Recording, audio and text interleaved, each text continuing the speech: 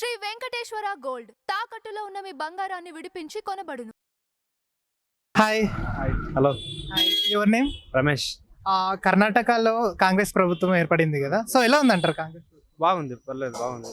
అంటే ఇక్కడ ఇచ్చిన హామీలు కూడా అక్కడ నెరవేర్చలేదని చెప్పేసి కూడా అంటున్నారు.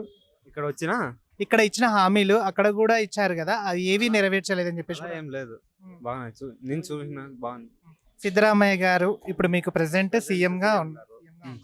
సో అంటే 6 గ్యారెంటీలు ఫ్రీ బస్ అక్కడ అమలు అవుతున్నాయా?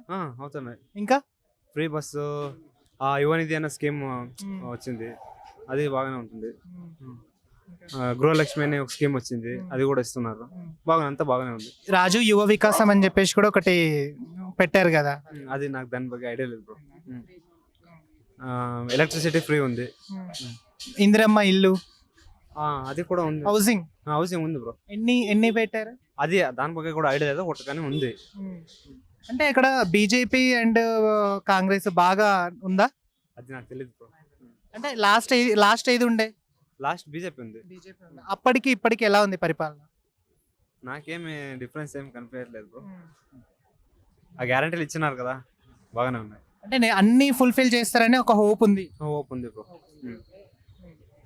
ఇంకా నెక్స్ట్ కమింగ్ సూన్ ఒకవేళ ఈ 3 years ఆఫ్టర్ 3 years తర్వాత మళ్ళీ సిద్ధరామయ్య గారు వచ్చే ఛాన్స్ ఏమైనా ఉందా? వస్తే రావచ్చు, రాకపోవచ్చు, మనం ఎలా చెప్తాం. Depend upon votings. అంటే అపోజిషన్ ఏం అడగట్లేదా ఇది? అంటే ఏదో ఒకటి అంటూనే ఉంటారు కదా, అట్లా ఏమన్నా అంటున్నారా? ఆపోజిషన్ ಬಗ್ಗೆ నాకు తెలియదు బ్రో. సో మీరు కాంగ్రెస్ పార్టీ? అలా ఏం లేదు, ఎవరు బాగా ఆలోచన చేస్తే నేను వాళ్ళకే ఓటేస్తాను.